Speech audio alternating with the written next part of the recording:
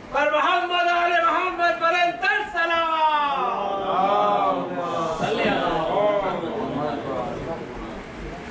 Fatiha.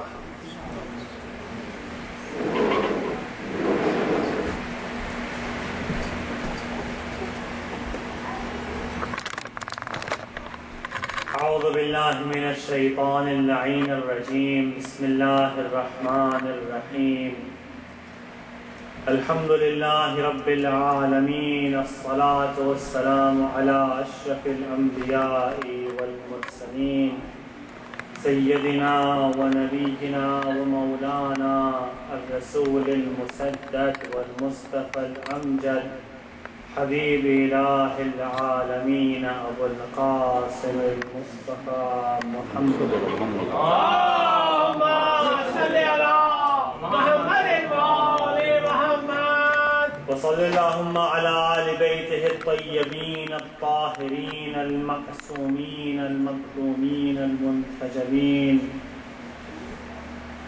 قال الله تعالى في القرآن الكريم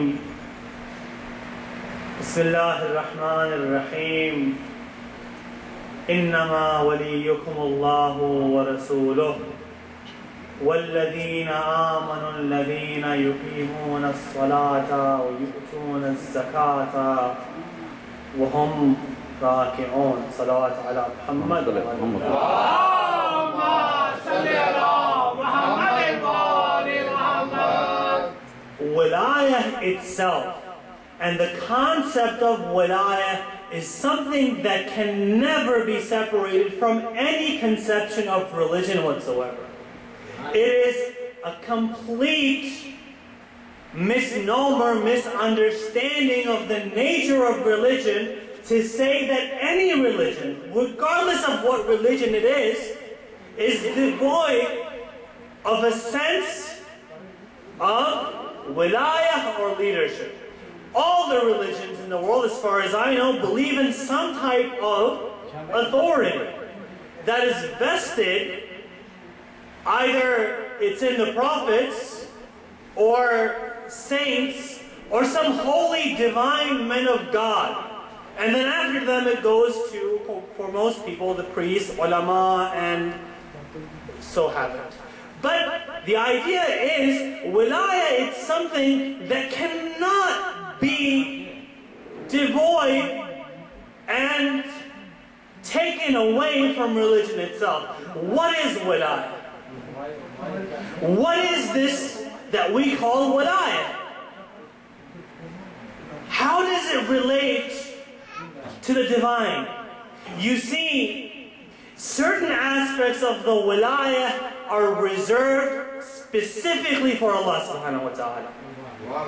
Wilayah is a part of Allah subhanahu wa ta'ala's governance. And He has certain aspects of the wilayah that are reserved specifically for Him. The wilayah as a sense of creating the universe belongs to Allah subhanahu wa ta'ala. No doubt about it. Wilayah, in that sense, in that aspect, is with Allah subhanahu wa ta'ala. But what about other concepts of wilayah? What about other aspects of this idea that we call governorship or leadership or guidance? What about it? You see, it's interesting. Wilayah is something that is intrinsically entrenched with the Islamic conception of knowledge and the creation of man. The first human being to be created by Allah subhanahu wa ta'ala was Adam. Allah subhanahu wa ta'ala says about Adam when He intended to create him, He says, وَإِذْ قَالَ رَبُّكَ لِلْمَلَائِكَةِ إِنِّي جَاعِلٌ فِي الْأَرْضِ خَلِيفَةً. That He says to the malaika, Allah addresses them and says to them, I am going to appoint a vicegerent on this earth. I am going to make somebody my representative on this earth. The malaika are amazed. Some say there was a world in the universe that existed before this one, and they saw creatures that existed before us that created and committed havoc, shed blood throughout the world. Some say that when Allah subhanahu wa ta'ala said, "Inni ja'ilun fil ardi khalifa," that the malaika knew the nature of this world and they knew the nature of mankind. What's the nature of this world? This world is intrinsically limited. It has its limitations. And mankind's will is unlimited. Unlimited. We always strive for whatever we think is the better. The better house, the better car, more money, more spirituality. All of these things, we don't rest until we have something that is better. So they knew these dual natures were going to be in competition with each other. On the one hand, the limited, finite nature of this world, and the unlimited nature of mankind. So they asked Allah subhanahu wa ta'ala a question.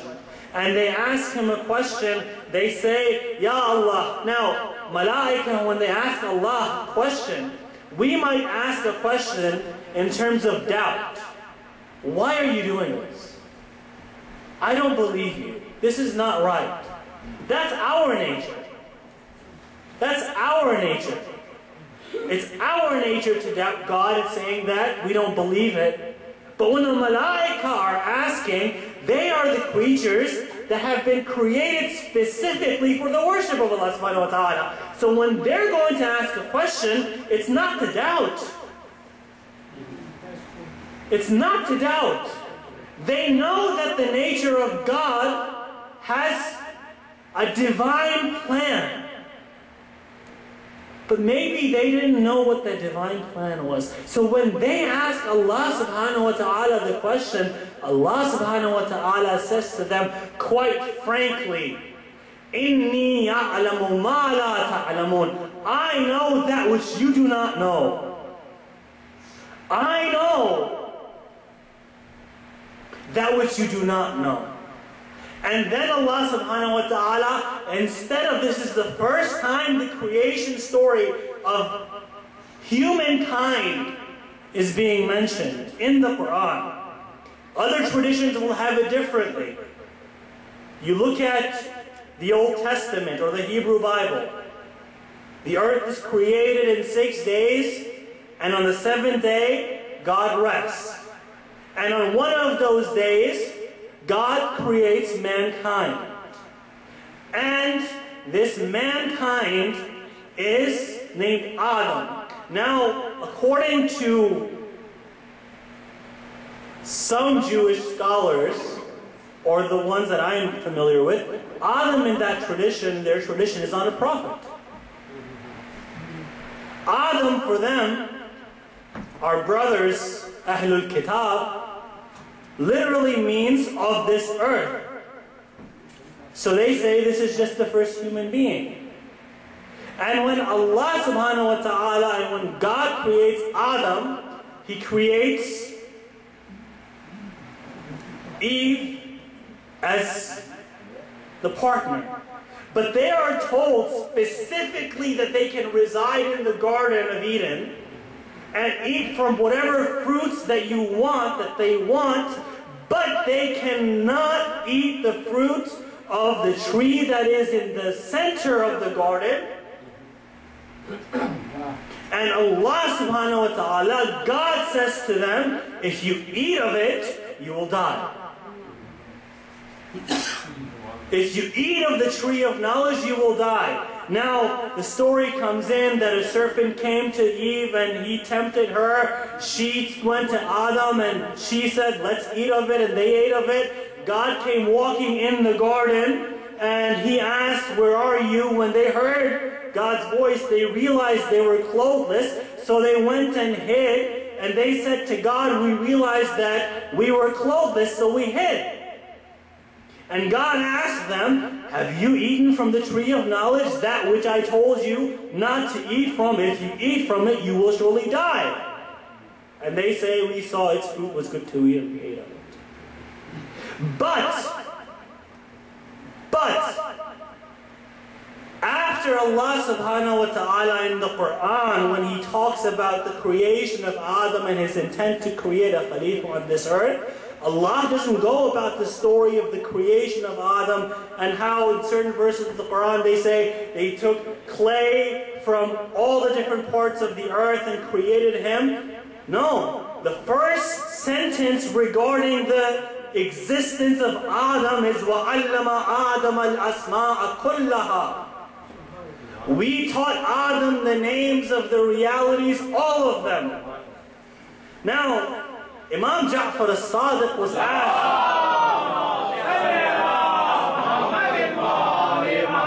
Imam as-Sadiq was asked, what are the names of these realities? And Imam says, everything.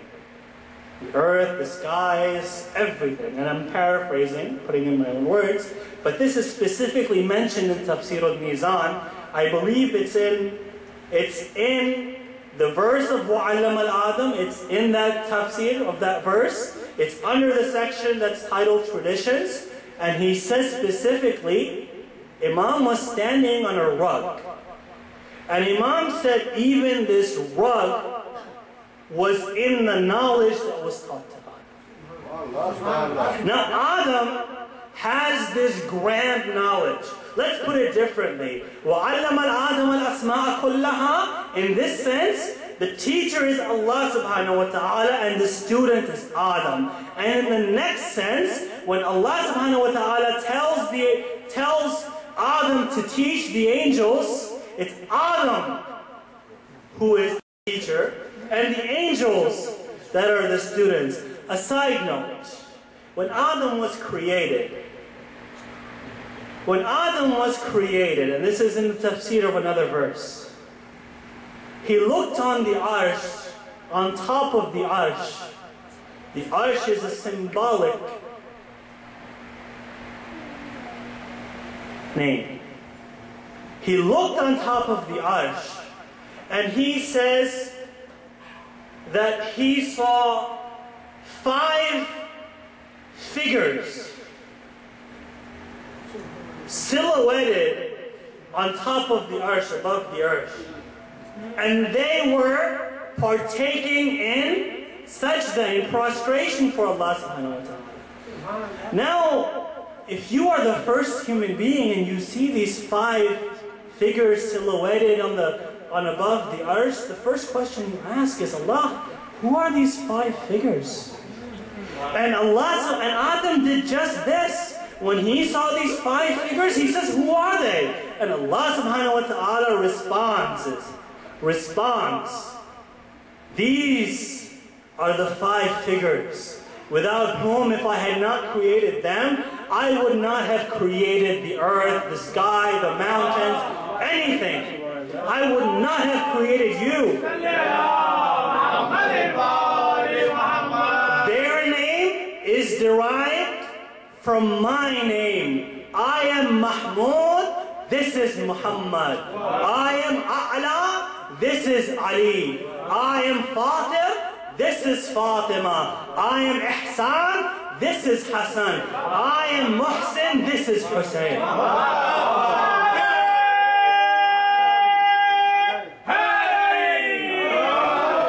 I am Muhsin, this is Hussein. I am Muhsin, this is Hussein. Allah teaches Adam. Adam teaches the angels. Allah's knowledge is superior. When Adam learns these realities, he teaches the angels at a level that the angels can understand them. And Allah subhanahu wa ta'ala says to the angels, now why is Allah asking this question? He says, look, didn't I tell you that I knew the secrets of the heaven and the earth and what you were hiding and everything? Everything? And he says, and they say yes. Yes. And Allah orders them to prostrate. And all of them prostrate except Iblis. You know, this past week I'm taking a course on Islamic theology. And the professor for that course, he went to Iran once, and he was in Mashhad. And there is a story, a parable, that goes along the lines of this. I don't remember the two people in the parable, but the Quranic story is that Iblis was filled with pride. So somebody asked his teacher, why did Iblis not prostrate before Adam? And the teacher responds, because Iblis did not believe in Wiladat al-Faqih.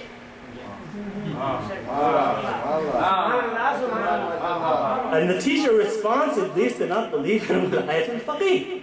Aba wastakbar. So this is what Wiladat is. It starts from the creation of Adam. And look at the nature of this wilayah. We are here to discuss three personalities and their role in religion and in Islam in specific. What are these three personalities? How do they relate to the existence of this world? Now we talked about the wilayah of Allah that's reserved for Allah subhanahu wa ta'ala. Shaheed Mutahari, Ustad, Al-Ummah, when he talks about wilayah, he says, look, there are many verses in the Quran related to the wilayah. There are two main categories of wilayah in the Quran when it comes to mankind. The positive and the negative. Let's talk about the negative. Or when it comes to the Muslim Ummah. Let's talk about the negative first. Look, at the time of the Prophet, there were many people that were against the Prophet. Many people who wanted to fight against the Prophet. And there were conspiracies against them. So Allah subhanahu wa ta'ala warns the people, the Muslims, saying, do not follow this negative wilayah. Do not follow the leadership of those who want to destroy this community. Do not follow their leadership. Don't follow them. It's ironic that when those people come into the fold of Islam and they start spewing hatred and fighting amongst the Muslims, then the Muslims follow them. When the Quran said these were the enemies of Islam, these were the open enemies of the Prophet. When the Prophet called them open enemies. Abu Sufyan, when the Prophet passed away, he went to Imam Ali and he said, Ali, ya Ali, why don't you rise up and fight? Why don't you rise up and fight? Ya Ali, this is the best time to fight. This is Ali. This is Ali you're talking to. And he says, look, I know what you are up to. I know that what you want is not for me to rise up and fight and defend myself. I know that by that you saying I should fight, you want to sow dissent and hatred in the Muslim community so that the moral fabric, the social fabric of Islam will be completely destroyed. So, the negative wilayah, don't follow them. The positive wilayah. There is a general positive wilayah and there is a specific positive wilayah. The general positive wilayah, وَالْمُؤْمِنِينَ وَالْمُؤْمِنَاتِ بَعْضُهُمْ أَوْلِيَاءِ بَعْضٍ. Mu'mineen and mu'minat are the awliya of each other. They watch out for each other. They care for one another. The Prophet Muhammad sallallahu alayhi wa sallam, he used to say that if a Muslim wakes up in the morning and he does not care, it doesn't say does not look into, doesn't even care about the affairs of his Muslim brother, then he's not a Muslim. وَالْمُؤْمِنِينَ وَالْمُؤْمِنَاتُ بَعْضُهُمْ أَوْلِيَاءِ بَعْضٍ. Okay, now let's go to this specific one. And this specific wilayah, it's not general in the sense that it's for all mankind or all the Muslims or even all the mu'mineen. It is reserved for specific individuals that were chosen by Allah subhanahu wa ta'ala to be His guides, His authority figures for the rest of humanity and the rest of the Muslim world. And this type of wilayah is broken up into different categories again. Wilayah of moral leadership. Wilayah of religious leadership. Wilayah of social leadership. Wilayah, and there are other types as well. Now here's the difference. You see, when you look at most Muslims don't deny wilayah of Allah Muhammad. You can't do that. It's so clear. The most narrated hadith in the books of hadith is Hadithul Kisa in different versions of it. Maybe not the version that we have, but versions that say, for example, that al-Mu'mineen Aisha, she was outside. She saw the Prophet wearing, some say, a cloak with a flowery design on it. And in came Ali, in came Fatima, in came Hassan and Hussein, and the Prophet said, إِنَّمَا يُرِيدُ اللَّهُ لِيُذْهِبَ عَنْكُمُ الرِّجْسَ أَهْلَ الْبَيْتِ وَيُطَهِّرَكُمْ تَطْهِيرًا. إِنَّمَا يُرِيدُ اللَّهُ لِيُذْهِبَ عَنْكُمُ الرِّجْسَ أَهْلَ الْبَيْتِ وَيُطَهِّرَكُمْ تَطْهِيرًا. The Prophet would go, some say at Fajr time, some say at noon prayer time, and before he would go to pray, they narrate a maximum of 40 days in a row. The Prophet would go to the house of Fatima to Zahra. Now the houses didn't have doors back then, so he would wait behind the side of the door and he would say, إِنَّمَا يُرِيدُ اللَّهُ لِيُذْهِبَ عَنْكُمُ الرِّجْسَ أَهْلَ الْبَيْتِ وَيُطَهِّرَكُمْ تَطْهِيرًا. He would wait. And he would say, Ahlul Bayt, this is the time for prayer. Some say that the verse of Tathir was revealed in Salama's house. Salama's house. And the Prophet, when they were all inside the mantle, he held the two sides of the mantle and he made proclamations. Oh Allah, love those who love them, hate those who hate them, befriend those who befriend them, be enemies of those who are enemies with them. And when the verse was revealed, Salama, the one whom the Prophet gave the Khak of Karbala to, Salama, she asked Prophet Muhammad, she was in another room, and she asked him, am I of Ahlul Bayt? Now, this is Salama. Salama. Salama. The Prophet doesn't say yes. He says, he gives a clever, tricky response. He says, you are good in virtue. Meaning you have your own place, but you're not in Ahlul Bayt. The reasoning they give for the wives not being a part of a man's Ahlul Bayt is that Ahlul Bayt cannot be divorced. A wife can be divorced. A wife can be divorced.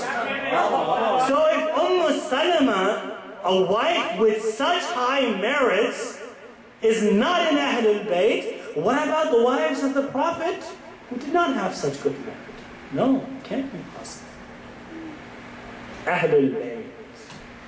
There is the moral authority. There is the political authority. But our view is that the moral authority, the political authority, and the religious authority are all interlinked. You can't separate the three of them, or the four of them.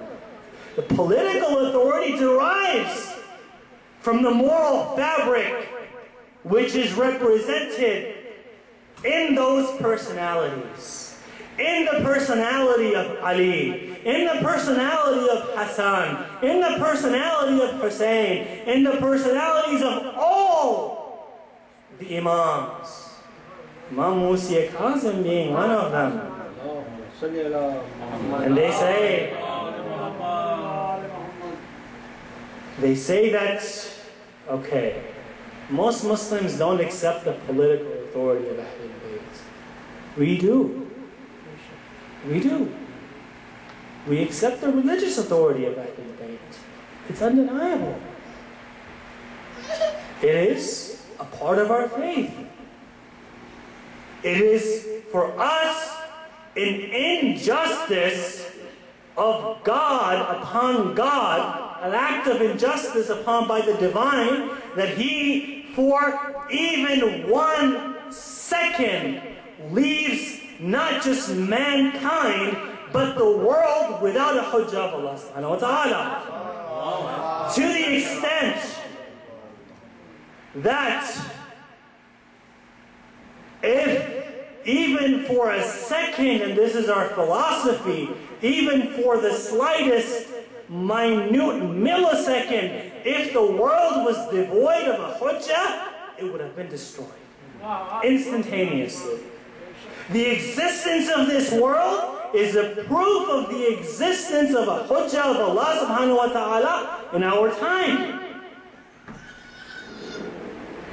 So this is wilayah. This is the wilayah that we talk about so highly. This is the wilayah that we say we follow.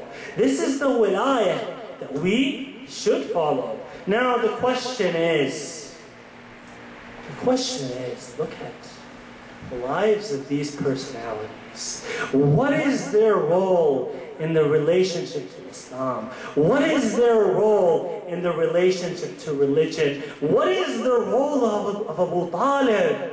Abu Talib. What is Abu Talib? Who is Abu Talib? What is the nature of Abu Talib, this being that we call Abu Talib? We say that he is the father of 12 Imams. I say, practically speaking, he was the father of Muhammad as well. He was the father of Muhammad. He was his uncle.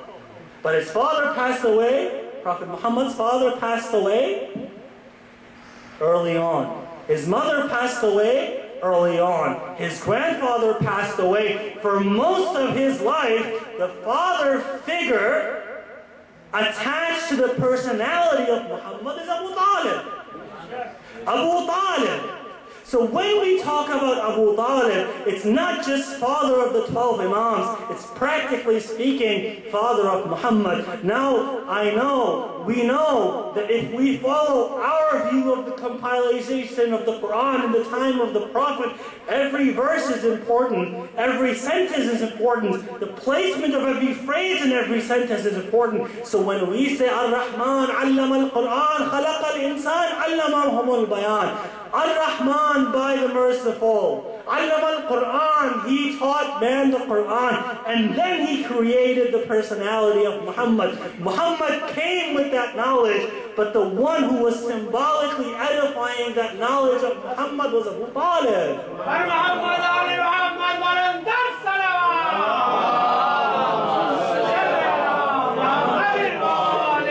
Now how do we understand Abu Talib? How do we understand a man about whom the person he raised, Allah subhanahu wa ta'ala says, إِنَّا كَذَلِكَ نَزَّلْنَا الْقُرْآنَ عَلَىٰ عَبْدِهِ لِيَكُونَ لِلْعَالَمِينَ نَذِيرًا, that we revealed to the Quran on to our servant Muhammad.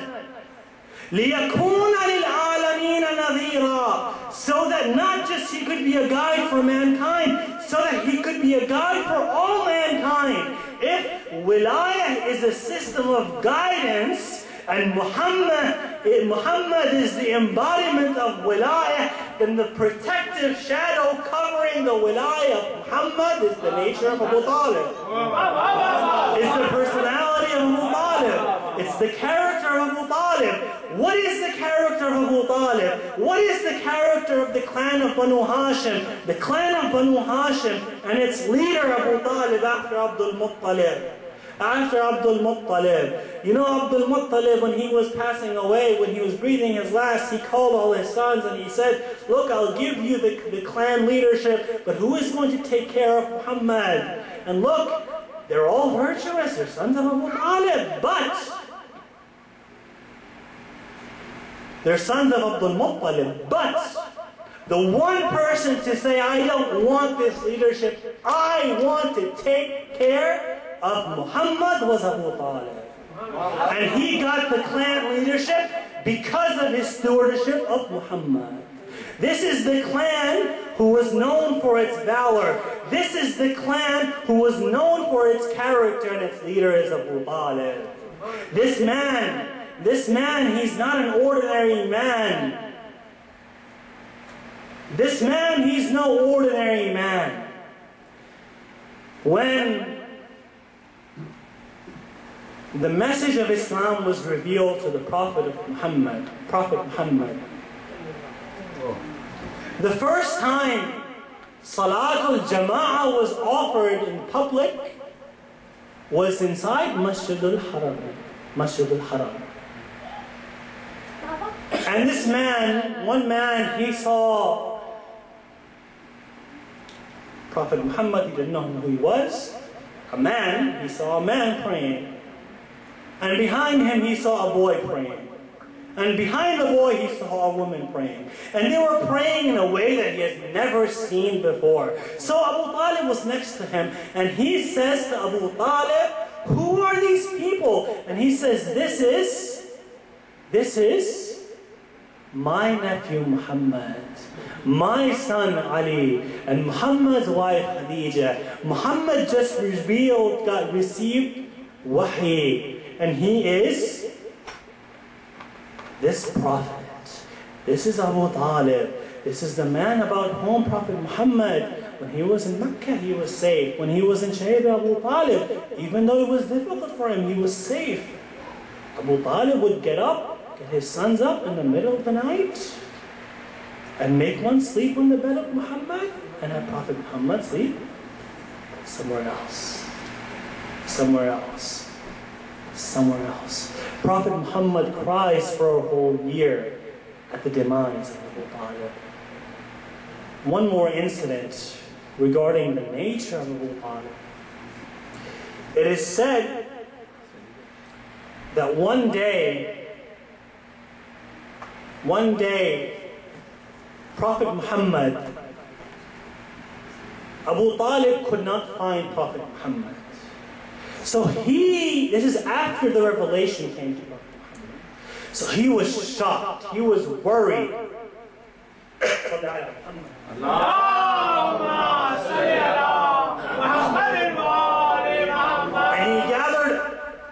he gathered all the men of his tribe. He thought somebody had killed Prophet Muhammad, and he said to them, we will not rest until Muhammad is avenged. Get your swords ready. We will, putting in my own words, we will fight to the death if Muhammad has been hurt. This is Abu Talib. This is Abu Talib. This is his son Ali, his grandson Hassan Hussein, and the wilayah goes from Ali, Hassan Hussein, Zainul Abedin, Muhammad Baqir, Ja'far al-Kadhim, Ja'far al-Sadiq, and Musa al-Kadhim. Musa al-Kadhim. Just put yourself in the position of Imam Musa al-Kadhim.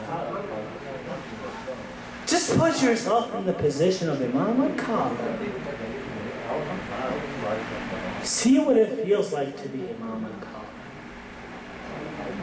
Musa al-Kadhim. The light of wilayah. You know, every Imam in their age was Imam al-Asr. They were the Imam of the time. Every Imam in their age was the Imam of the time.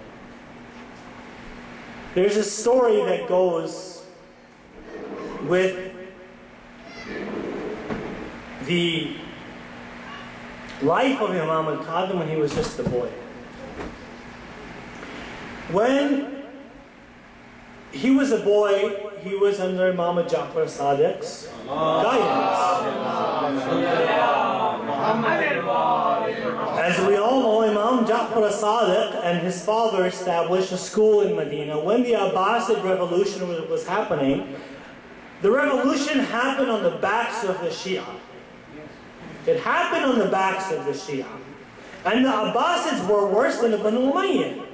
Because they knew the nature of the Shia. This guy by the name of Abu Muslim, he went all throughout the eastern province of Khurasan, where the Shia were, and he set up the slogan, and he spread the slogan that we will give the authority to the right one from the clan of Banu Hashim.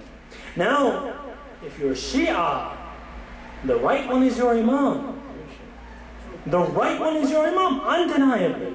So they thought it was their Imam that he was talking about, and they rose up. But look at the logic of Imam. The Imams, they answered to the time. They were cognizant and fully aware of what was happening with them. In the time of Imam Muhammad Baqir, Imam Ja'far Sadiq, they were the ones to make sure that the Ja'fari madhab was established. There are 4 madahib in Sunni Islam. 4 of them. But there's only one real main one in the Shia. Only one. There are other sects, or there still are some of them, and they're in smaller numbers now. There were many before. Egypt was ruled by the Fatima dynasty, an Ismaili dynasty. So they still exist. There's the Zaydi. The Zaydis have a very different conception of Imamah than both the Twelvers and the Ismailis. But the ones who actually established a school, a jurisprudential school that was imbued with spirituality were Imam Muhammad Baqir, Imam Ja'far Sadiq. In the life of Imam Ja'far Sadiq, it is said that the Caliph came to Imam Ja'far Sadiq, and Imam Ja'far Sadiq was teaching. He wasn't just teaching, tafsir, kalam, falsafa. He taught astronomy, medicine, chemistry, all of this stuff. So Imam Musa al-Kadhim, he's just a little boy. He's sitting in these high upper level classes. And the Caliph is astounded by the fact that like a 5-6-year-old boy is sitting in these classes. So he asks him a question, and he thinks that the young Imam is not going to answer this question. And the Imam gives an answer, and he astounds the Khalifa. So he asks the students, who is this little boy that just flabbergasted me? And he says, this is the son of Ja'far al-Sadiq, Musa al-Kadhim. This is the son of Ja'far al-Sadiq, Musa al-Kadhim. Now, if you want to know somebody, you look at their offspring. And you see what characteristics are found in their offspring. And you understand that by the characteristics of the offspring, what the nature of the parent must be like. The 2 most well-known children of Imam Musa al-Kadhim, Imam al-Rida and Masuma al-Qam. Imam al-Rida receives a letter from Ma'mun. And the letter says basically, come to where I am stationed and we'll do something. Now, Ma'mun was a clever, tricky politician. He wanted to court the Shia tendencies by having the Imam marry his daughter.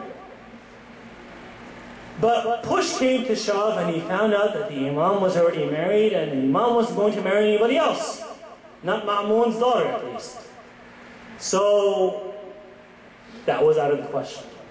But there were a few instances that Imam, many of them, but a few that were very noted in the life of Imam al-Ridha that reflect on the nature of Imam Musa al-Kadhim.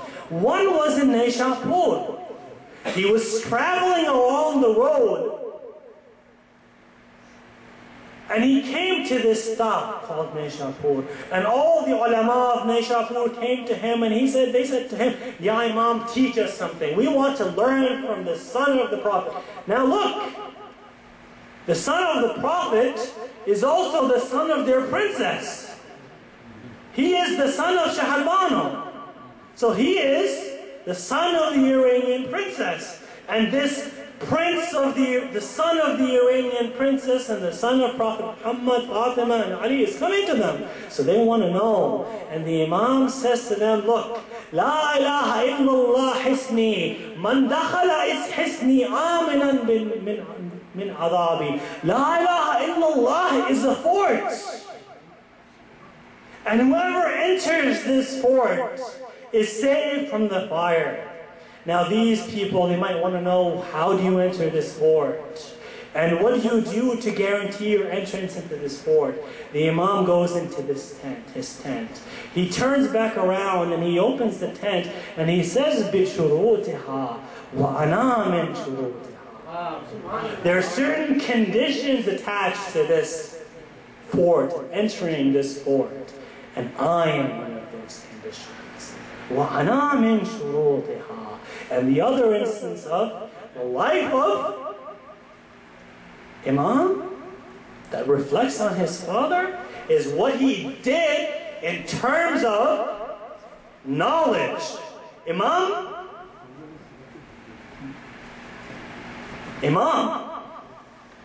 his grandfather, his father, and his great-grandfather, all the Imams were known for this high level of spirituality and knowledge.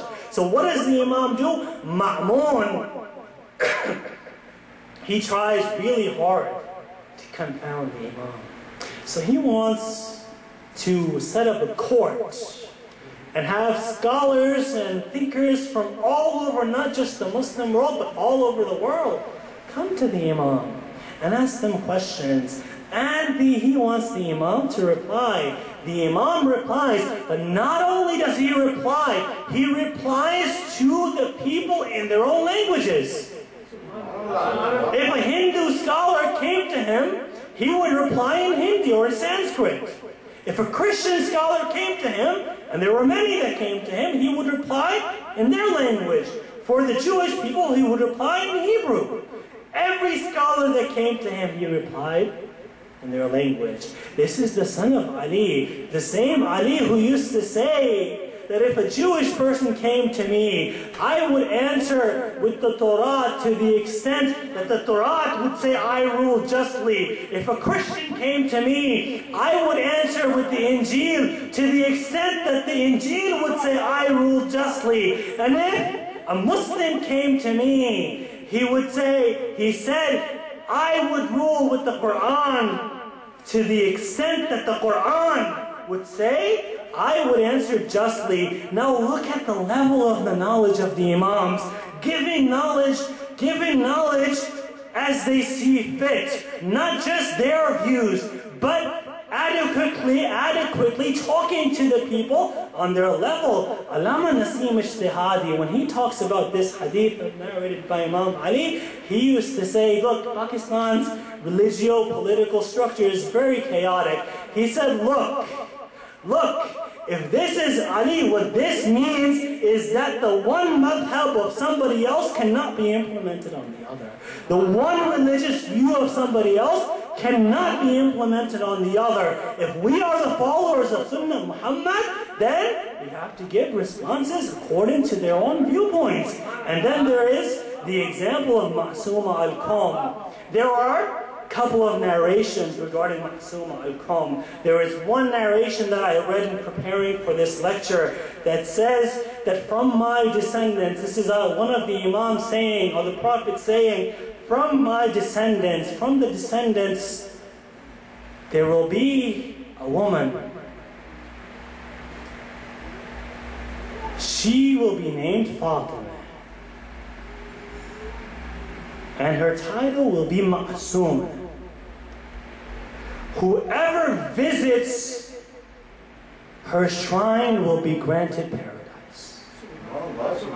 Whoever pays ziyarah to the shrine of Masuma al-Qawm will be granted paradise. You know the shrine of Masuma al-Qawm, how many scholars it's produced? How many mystics, how many fuqaha, how many ulama it's produced? The greatest, by far the greatest mystical philosopher of the Shia, a man who's called Sadr al-Muta'allihin, Mullah Sadr al-Din al-Shirazi. He belonged to a rich family in Isfahan. He belongs to a rich family. He taught in Isfahan. He was a mujtahid. In our terms, in modern terms, we call him Ayatollah. But his main work on spirituality, as viewed by our school, was written and researched in a period of seclusion that he spent in a village in Iran called Kahak, which is in the outskirts of Qom. The outskirts of Qom. Imam Khomeini taught Mullah Sadra before he led the revolution. He taught by the shrine of Masuma al-Qawm before he led the revolution. This is Masuma al-Qawm. He who enters her shrine will be guaranteed paradise.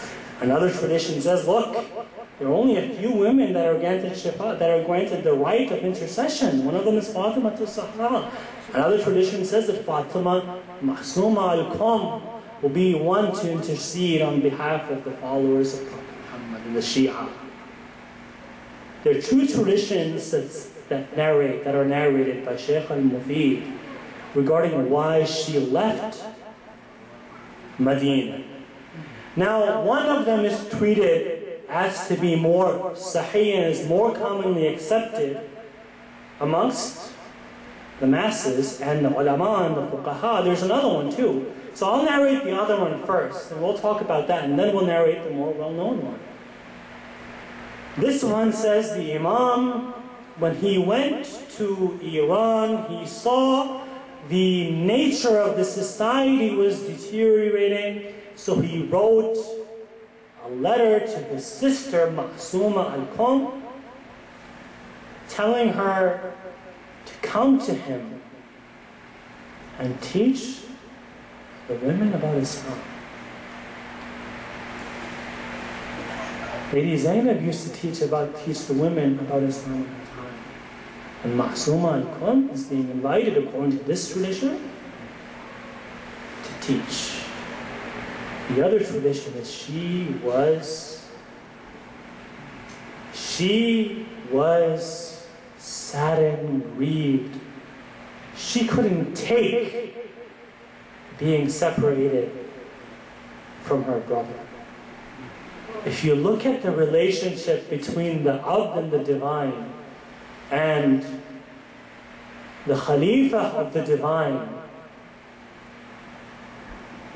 then it's like saying the lover cannot stand to be separated from the beloved. Masuma al-Qawm was this lover, and her beloved was her brother, Imam, Raza, and she could not stand to be separated from her beloved. So she traversed the difficult path from Medina. From Medina out to Hijaz, to Iraq, to to Iran, and then she reaches the holy city of Qom. Do you know the history of Qom? Do you know who the first representatives of Imam? Do you know which Imam sent representatives to Qom? If I'm not mistaken, the first Imam to send a representative to Qom was Imam Ja'far al-Sadiq.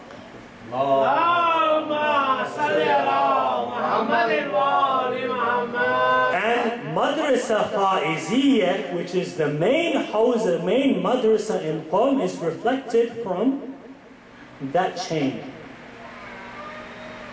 That chain. When she reaches the city of Qom, she sees it's all covered in black, and she goes to inquire. She goes to the person who is the most notable Shia family in Qom, and they say that her brother had passed away. This is not a time for Masai. But look at the nature of the love of the lover towards the beloved. Two instances of nature of love, or three instances of nature of love for beloved. There's one instance that we note. There are two instances in which a woman raises her hands up to make bad dua, and on the command of the Imam, she says she lowers her hand. Fatima Zahra lowers her hand at the command of Ali ibn Abi Talib, at the request of Ali ibn Abi Talib. Zainab al-Kubra lowers her hand at the request of Ali ibn Abi Talib. The head of Imam al-Hussein rises to Sukaina bint al-Hussein as a request of love. And Fatima Masuma al-Qum, she cries and is grieved so much that she passes away in the city of Qom as the love of the Imam. Now we have an Imam. We have an Imam in our time. And he's in the Ghaibah. I believe this was Ayatollah al-Uzma Marhum Sheikh Taqi Bahjat Fumani, who says, you know, has the Imam really separated himself from us? Or have we separated ourselves from the Imam? The Imam wouldn't have left if the Shia were ready. And for those individuals who are ready, he is there. He is there and he does. And he comes to them. They talk about the affairs of the world.